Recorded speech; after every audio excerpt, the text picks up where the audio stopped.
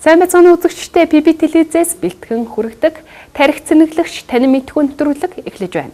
Даваа гараг бүр тарих цэнэглэгч нэвтрүүлгээр үзэгч та бүхэндээ их Монгол улсын хаадын тухай хүргэдэг билээ. Тэгвэл өнөөдрийнхөө дугаард Эсэн тайш хааны тухай хүргэхээр бэлтлээ. Тэрээр 15 дугаар зууны дундуур ойрт Монголыг нэгтгэж чадсан агуу хаадын нэг билээ. Ингээд дэлгэрэнгүй мэдээллийг одоо үзэгч та бүхэндээ хүргэе. Эсэн бол Чингис хааны гавьяат өрлөг, урайхаадын зэлмийн 9-р үеийн аж юм. Ойртын Чорсогийн хүн бөгөөд эцэг нь ойртын Батуулаа Чинсангийн хүү Тогоон юм. Тэрээр 1407 онд төрсөн бөгөөд ухаалаг самбаатай, эрлэхэх зоригтой эр болон өсөж байсан тул эцэг нь хүүгээ ихэд хайрлаж, ажил үйлстэй туслуулан зүүн Монгол болон баруун Монгол ойрт нь нэгэн улсын хоёр хэсэгт бол түүхийн ихэнх хугацаанд нэгдэлтэй байсан боловч гадаад дотоод учир шалтгааны улмаас үе үе хоорондоо муудалцаж дайсагнах явдал цөөнгүй гарчээ. Чухам ийм үеийг Эсэнгийн өвөг дээдэс туулж ирсэн байлаа.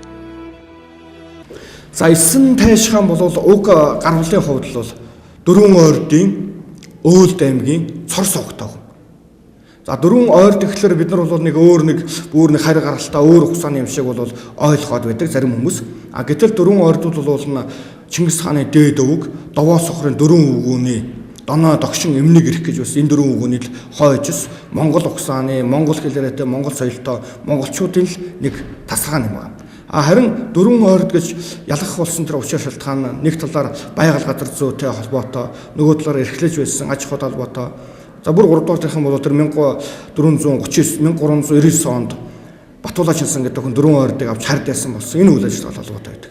За ойрдоос бол Монголын их хаан ширээнд бол нэг 2 хүн хаан ширээнд суусан юм шиг байгаа. 1415-аас 25 оны хооронд ойртой буюу Эсэгүү нэртэй хаан бол хаан ширээнд сууж байсан. За түүний дараа бол 1452-оос 55 оны хооронд Эсэн бол Тайш хаан гэж алдаршиж хаан ширээнд бол сууж байсан. За Эсэн тайш бол тайшийн эцэг нь бол Батуулаа Чинсан гэж юм байсан. За өвөг эцэг нь бол Хутгаа 50 гэдэг төшмөл байсан. Энэ Хутгаа 50 гэдэг төшмөл бол Элбэг Нэгүсгч хааны дэргэд алба хашиж байсан. Алба хашиж байгаад бол Элбэг Нэгүсгч хаан бол хэлсээр хорогдсон юм байна.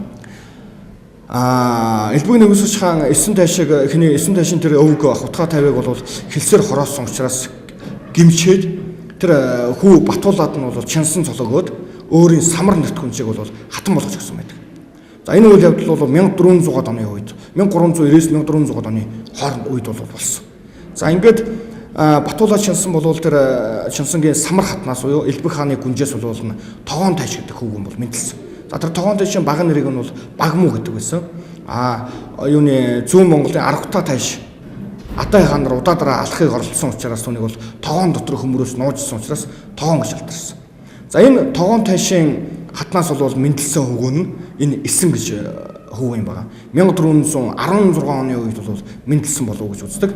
За бага наснаасаа бол хойш үеэс бол нэхэн Эсэн тайш бол өөрийн эцэг Тогооныг дагаж цэргийн эрдэм тэр төр засаг эрдэмд бол суралцсан. Тогооныг дагаж бол удаа дараагийн дайн байлдаанд бол оролцож байсан юм. Цэргийн зүтгэлтэн ийм хүн байна.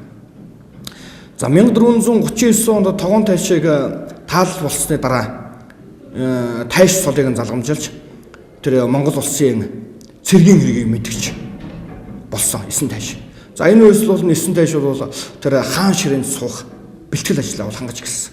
Тогоон тайш бол өөрөө эхийн талаас Чингис хааны алтан ураг учраас хаан ширээнд суухыг бол оролцож байсан. Энийгээс бол тухайн үед бол хэлсэн байна. Тэр нь бол сурвалжид ямар байдлаар тэмдэглэж үлдсэн бэ гэхээр чи сууд богд болох бол би сутайсгсан хатны үр гэж өөрийгөө бол хэлж байсан. Өөрөөр хэлбэл би бол эхийн талаасаа самар хатнаар дамжсан Чингис хааны алтан ургийн хугацааны хүн шүү гэдгийг бол Тогоон тайш бол хэлж байсан.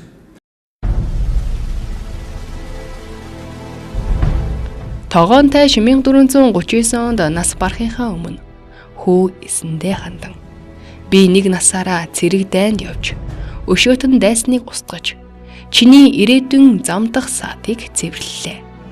Одоо гагц хүү нэг л хүнийг арилгаж чадсангүй. Энэ бол аргутайн дүү мөнхбай юм. Хожмын өдөр чи түүний толгоогоор миний сүнсийг дахих тугай гэж гэрээсэлжээ. Энэ нь нийт Монголыг нэгтгэн захирах тэмцлээ дуусгаагүй. Эсрэг этгээдтэй эвлэршгүй тэмцхийг шадар туслагч хүү эсэндээ даалгасан хэрэг байлаа.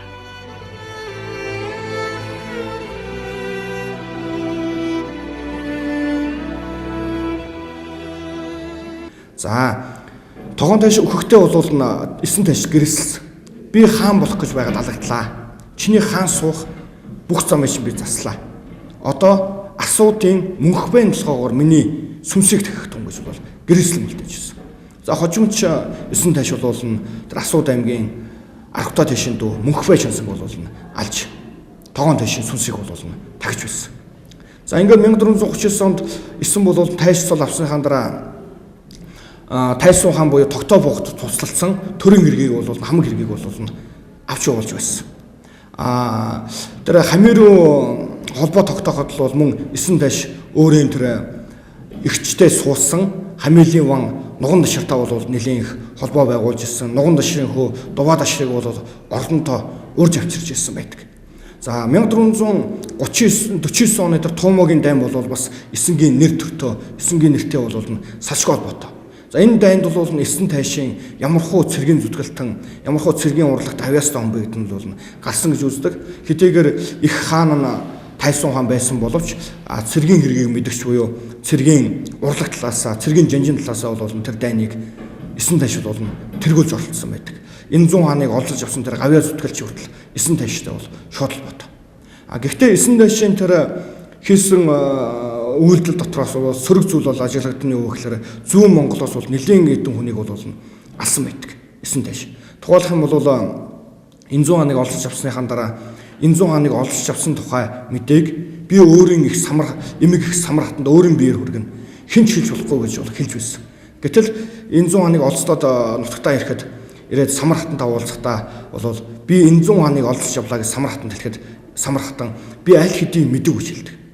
Тэгэд энэ цаазыг бол хэн давсан бэ гэсэн чинь бүх сорсун гэдэг хүн бол цаазыг даваад самар хатанд бол хэлсэн байдаг. Тийм учраас бол цааз давсан гэдэг ял хэлэлцэж бүх сорсуныг бол үлгэж алсан байдаг. Эсэн тайш.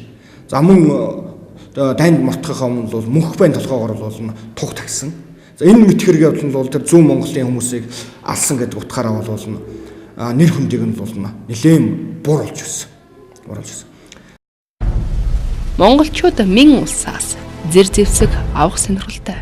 Гэтэл үүнийг хятадууд албан ёсоор хориглож байсан боловч хятадын цэрэг иргэн хинч гисэн Монгол сайн морьтой байхыг хүсдгийг харгалзан эсэн тайш хятадын зах хязгаарын нутгийн цэрэг ардад адуу нийлүүлж оронд нь тариалангийн бүтээгдэхүүнээс гадна нууцаар зэвсэг авах ажлыг зохион байгуулжээ.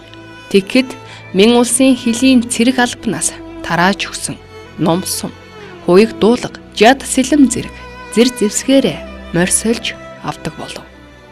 Монголын элч нар явж өнгөрөх замд уран дарахчул цугларч монголчуудын захиалгаар зэвсэг хийж адуу малаар арилждаг болсон төдийгүй хятадын орон нутгийн ноёд төшмөд Монголын элчид өгөх бэлэг нэрийдлэр номыг бүс бараагаар ороож сумыг архины бутанд хийж өгдөг байжээ. Тэр байтугай мэн улсын хааны ордны Монголтой харилцдаг нөлөө бүхий тайган Ван Чичэн гихч эсэн тайштай нууцаар арилжааны хилцээр байгуулсан байна. Тэрхүү тайган даатунгийн бүгд захирч даргад заавар өгч жил бүр их хэмжээний сум зэв үйлдүүлэн Монголд нууцаар нийлүүлж хариуд нь эсэн тайш үнийг нь сайн агтаар бодож өгч байжээ. За ингээд 1451 оны юуны Абаданыг хаан сонгох, молон хаан сонгох гэдэг чуулганд бол элсэн бол тэргүүлэх үүрэгт оролцож Абаданыг хаан ширээн суулгаад түүний өмнөөс бол төрийн эрхийг барих сонирхолтой байсан. Гэвч энэ бүтлгүүцсэн учраас Агуржин жоног бол өөрийн бие татаад Тайсун хааныг бол хороосон байдаг. За Тайсун хааныг хороосныхон дараа Агуржин бол илчилгээгээд би хаан суй гэдэг илчилгээсэн. Тэгт нь бол Агуржин жонд эсэн тайш бол илчилгээхдээ та хаан суу Харин жонон цолоо надад өг гэж бол илчлэгсэн. За ингээд их чуулган чуулж агуурчин хаан дургамжилж эсэнг жон дургамжлах ийм чуулган бол чуулсан байгаа. Чуулах болсон. Энэ чуулгах юм ойрдууд бол хоорондоо хэлэлцсэн. Агуурчин жоногийн талаар. Өөрийн галд ус хэв, манай галд тус хэв. Өөрийн төрлийг ис санав, өөрийн төрлийг сансан хүн манай төрлийг санах уу? Энэ хин цан жонон бэ гэд агуурчин жоног бол хорох тухай асуудлыг бол хэлсэн байна. За ингээд Монголын их хаан ширэн дургамжлах ёслол үйлдэхнэрээр агуурчин жондргуутай зүүн Монголын 33 отхтон, 44 өрлөгтөн, 61 хиотон дэргүүтэй Монголын нэр нөлөө бүхий язгууртнуудыг бол бүгдийг чуулган нэрээр аваачаад гэрт оруулаад гэр дотроо жад босгож нөх ухаад тэр нөхөн дотроо жад босгосон юм гэрт цагаан эсрэндээ суулгаад агуурчин жондргуутай хүмүүсийг бол хятсан байдаг. 100 гаруй хүнийг бол хятсан. За энэ хятлагнаас бол тухайн үед бол агуурчин жононгийн хүү 9 тайшийн хүргэн хар хуцаг бол золоор амьд гарсан байдаг. Гисэн үдээс бол 9 тайшийн мөрдлөгөөс зогтож яваад дунд заас явж байгаа бол алгацсан байдаг. За ингээд 9 тайш бол агуурчин жонон хятад зүүн Монголын найдыг хятсныхаа дараа бол өөрөө хаан суух шаргуу бэлтгэлийг хийсэн. Ингээд 1452 онд бол 9 тайш өөрийн бие, өөрийн дэмжигч ноёдын оролцоо тохоор чуулганыг бол чуулж хоролдуулаад өөрийн бие бол Монголын их хаан ширэнд бол өргөмжилж өөрөө бол их хаан ширэн сус. 1452-оос 55 оны хооронд 9 төрийн эрхийг барьсан энэ он жилүүдийг бол түүхэн сурвалж өчөд 44 хоёрын төр нэгэн их хааны алдар болов гэж тэмдэглэсэн байдаг. За 9 тайш хэдийгээр 3 жил хаан ширээн суусан боловч Монголыг бол төр хугацаагаар нэгтгэсэн улс төрийн бутгалыг бол даван туулах анхны оролдлогыг бол хийсэн гавьяатай хүн байна. Гэхдээ тухайн үедээ бол 9 тайш монголчуудын дунд бол нэр хүнд их муу байсан. Өөрөөр хэлбэл зүүн Монголд бол зүүн монголчуудын дунд хүмүүсийг их ядсан гэдэг утгаараа бол их нэр хүнд муутай байсан. Нөгөөтөөгөр хаан ширээнд суухад өөрт нь бол тусалсан хатан төмөр, алаг төмөр гэсэн ойрдын ноёдын дунд бол өөрөө бол бас их нэр хүнд бол муудсан байна. За нэр хүнд нь муудаж хоорондоо хагаралт болсон гол шалтгаан юу байсан бэ гэхээр 9 тайш дээр нэг өдөр алаг төмөр, хатан төмөр нар бол орж ирээд та хаан суулаа. Өөрийн чансан цолоо хатан төмөрт өгнө, алаг төмөрт өгнө гэж айлтгсан байдаг. Гэтэл 9 тайш юу гэсэн бэ гэхээр би чансан цолоо аль хэдийн хүүдээ өгч гэж бол хариулсан. За үүнд нь бол тэр алаг төмөр, хатан төмөр нар уурлаад авдуур сэсний аргаар алаг төмрийн баатраар хатан төмрийн эрс чадлаар хаан суучаад чи өөрийн чадлаар бол хаан суу гэж сэтгэж байна. Бид ч юм туслахгүй гэжлээд үүдийг нь бол орхиж гасан байдаг. За энэ үеэс бол нисэн хааны доройтол бол эхэлсэн. За тухайн үед бол 9 тайш хааны дүү Баян төмөр жинжинг бол цэргийн иргээг бол мэдэж байсан.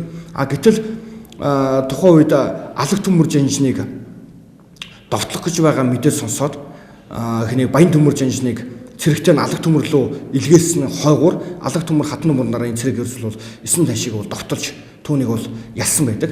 За тэгээ 9 тайш бол өөрөө ганц биеэрээ зугтаж явж байгаад баруун зүг бол зугтаж явж байгаад Хөхөө хааны хөтөл орчим одоогийн Увс аймгийн зүүн говь сум зүүн ангас сум орчим бол явж байгаад нэгэн айлд орж бол цэгээ уусан байна. Тэгээ тэр айлд ор цэгээ уучаа гараад явахт нь бол тэр айлын эхнэр нь бол хэлсэн. Энэ өлөвдөлөв өчөөд 9 тайштай ямар адилхан явдаг юм бэ гэж. Тэгт нь бол тэр айл нь бол бүх сурсуун гэж тэр 9 тайшин цаазар авсан хүний гэр нь байсан. Эхнэр нь хүүхэд нь байсан. Тэгээд тэр бүх сурсууны хүүхэд Бахуу гэдэг хүн бол 9 тайшийг хойноос нь хөөхөд барьж авсан чи 9 тайш мөн байсан. Чи миний эцгийг аллуу гэжлээд мөн тэр Хөхөө хааны хөтөл дээр бол модон төлөгч бол алсан байдаг. За ингэснээр бол 9 тайшийн хувь заяа бол тун их эмнэлтэйгээр бол дууссан байдаг.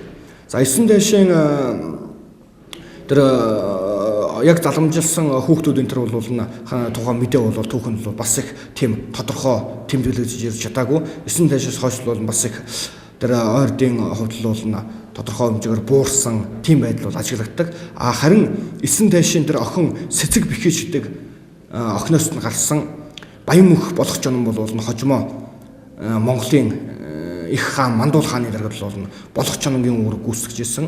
За тэр болох чононгийн хүүхэд нь бол Батмөх Даян хаан байгаа юм. Ийм байдлаар бол бас тэр хойч үеийн бол ингэж Монголын төрд хэрэгтэйгээр ингэж бол зүтгэж уламжлаж ирсэн байдаг. Тарих зэмлэгч Танин Мэдхүү нэвтрүүлэг энд хүрээд өндөрлөж байна. Дараагийн дугаараар уулзлаа. Баяртай үзэгчдээ.